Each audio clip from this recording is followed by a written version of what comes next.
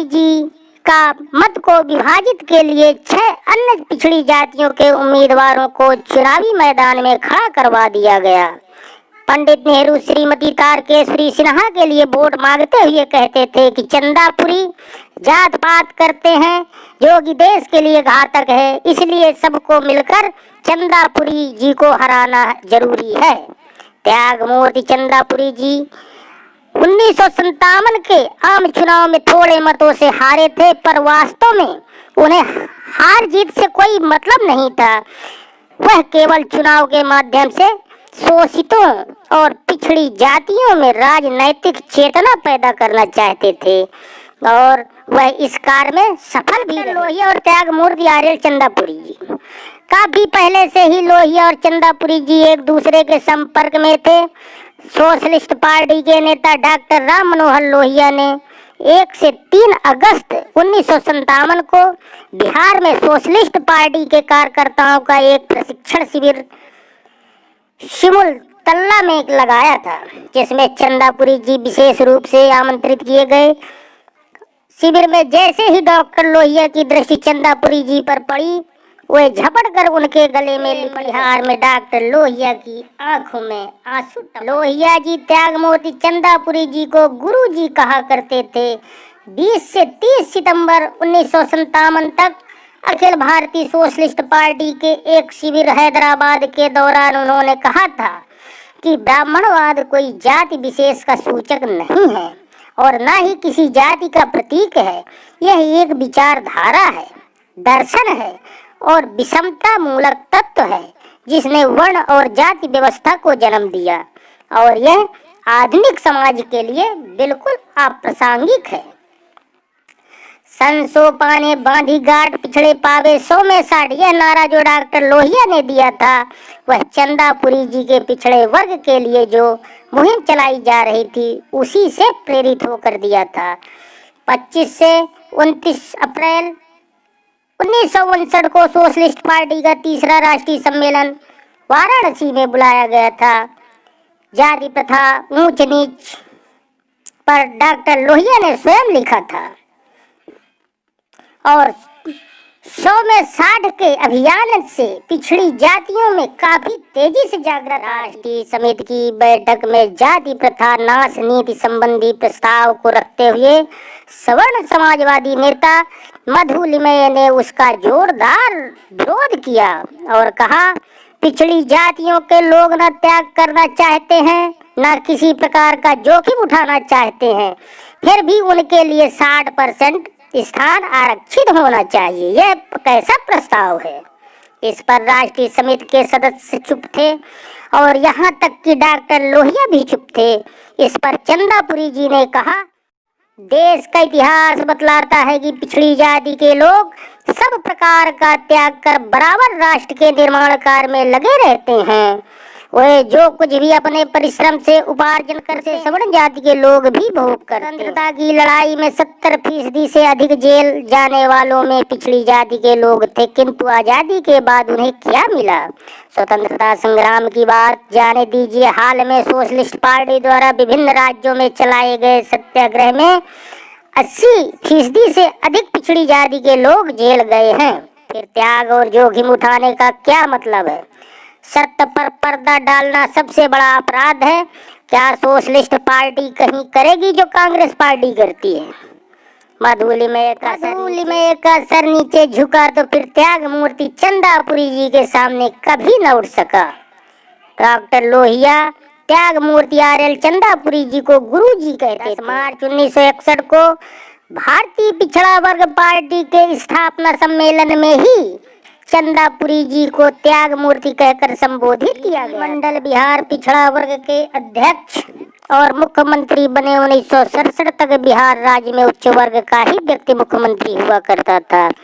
उच्च वर्ग के लोगों का कहना था कि उनके अलावा पिछड़े वर्गों से कोई भी मुख्यमंत्री नहीं बन सकता है। करीब ऐसे ही स्थिति दक्षिण भारत के कुछ राज्यों को छोड़कर देश के अन्य राज्यों में थी। इस चुनौती को स्वीकार करते हुए और बीपी मंडल जी को 12 अगस्त 1967 को बिहार पिछड़ा वर्ग संघ का अध्यक्ष बनाया और उस समय चंदापुरी जी अखिल भारतीय पिछड़ा वर्ग संघ के चंदापुरी जी ने प्रतिनिधि सम्मेलन को संबोधित करते हुए कहा था, प्रतिनिधियों ने जिस व्यक्ति को अपना अध्यक्ष चुना है वह बिहार का भावी मुख्यमंत्री होगा और मुख्यमंत्री बनने के बाद राज्यपाल के समक्ष शपथ लेने के पहले बीपी मंडल ने चंदापुरी जी से कहा था, आप मुझे मुख्यमंत्री बनाने वाले हैं, पहले मैं आपके सामने मुख्यमंत्री पद की शपथ लेता हूं, इसके बाद मैं मुख्यमंत्री पद की शपथ राज्यपाल महोदय के सामने लूंगा। त्यागमूर्ति चंदापुरी जी ने बीपी मंडल को द्वितीय पिछड़ा वर्ग और आयोग का अध्यक्ष बनाया था। आरक्षण की लड़ाई सन 1977 में जनता पार्टी की सरकार काका कालेलकर आयोग की सिफारिशों को लागू करने की शपथ लेकर सत्ता में आई थी। प्रधानमंत्री मोरारजी देसाई ने चंदापुरी जी को 11 अप्रैल 1977 के दिन पिछड़ा वर्ग आयोग को लागू कराने का पक्का वचन दिया था, किंतु उन्होंने पिछड़ी जातियों को धोखा दिया। इधर बिहार में मुंगेरी लाल आयोग की सिफारिशों को लागू कराने का प्रश्न उठ खड़ा हुआ। इसी बीच जयप्रकाश नारायण, जगजीवन राम, जेपी मधो, कृपलानी, चंद्रशेखर आदि जनता पार्टी के नेताओं से आरक्षण का आधार आर्थिक होने के समर्थन में वक्तव्य दिलवा दिया था। उस समय जयप्रकाश नारायण की तुलना महात्मा गांधी जी से की जाने लगी थी। इनके विरोध में किसी भी व्यक्ति को कुछ भी बोलने या करने की हिम्मत नहीं। जयप्रकाश नारायण माद से बाहर आए और एक प्रेस वक्तव्य देते हुए कहा कि आरक्षण का आधार केवल आर्थिक होना चाहिए। त्यागमूर्ति चंदापुरी ने तत्काल पटना के अंजुमन इस्लामिया हाल में 27 नवंबर 1977 को सभा में उन्होंने जोरदार शब्दों में कहा, जो लोग पिछड़ी जातियों को आरक्षण से वंचित कर देश की प्रगति को रोकना चाहते हैं, उन्हें समुद्र के गहरे पानी में फेंककर डुबो देना चाहिए। उन्होंने मुख्यमंत्री कर्पूरी ठाकुर को चेतावनी देते हुए कहा कि जयप्रकाश नारायण की ढाल बनने की कोशिश पिछड़े वर्ग के लोग सड़ा गला अंडे की तरह रद्दी की टोकरी में फेंक देंगे। इस पर देर तक चंदापुरी जिंदाबाद और जयप्रकाश नारायण मुर्दाबाद के नारे लगते रहे। 19 फरवरी 1978 को पिछड़ा वर्ग संघ की एक प्रतिनिधि सम्मेलन को उद्घाटन करते हुए चंदापुरी जी ने करो या मरो का दृढ़ संकल्प लेने का आह्वान किया था। मुंगेरी लाल आयोग को लागू करवाने के लिए बिहार विधानसभा के सामने उसके त्यागमूर्ति चंदापुरी ने 14 मार्च को पटना की सड़कों पर लाखों प्रदर्शनकारियों का नेतृत्व किया, जिसमें पुलिस से मुठभेड़ में 300 प्रदर्शनकारी पूरी तरह घायल हुए थे। देश के सभी राष्ट्रीय समाचार पत्रों ने उसे जलियांवाला बाग की पुनरावृत्ति बताया था। बंदूकधारी ने 3 बार त्यागमूर्ति चंदापुरी को गोलियों का शिकार बनाया। प्रदर्शनकारियों ने उन्हें चारों ओर से घेरकर उनकी जान बचाई। यह खबर बिजली की तरह सभी जगहों पर फैल गई और विधानमंडल के खुले सत्र में हंगामा मच गया। दर्जनों विधायक मिनटों में घटना स्थल पर पहुंच गए। बर्बरतापूर्ण अत्याचार के खिलाफ भोला सिंह विधायक ने तत्काल अपनी गिरफ्तारी। प्रकाश नारायण काफी भयभीत और दहशत में आ गए और उन्होंने उसी रात मुख्यमंत्री कर्पूरी ठाकुर से मुबार का लाभ कर आरक्षण की घोषणा करवा दी। उस वक्त त्यागमूर्ति चंदापुरी को कहा था, अब की प्रदर्शन ने मेरी सरकार को आरक्षण की घोषणा करने में मदद की।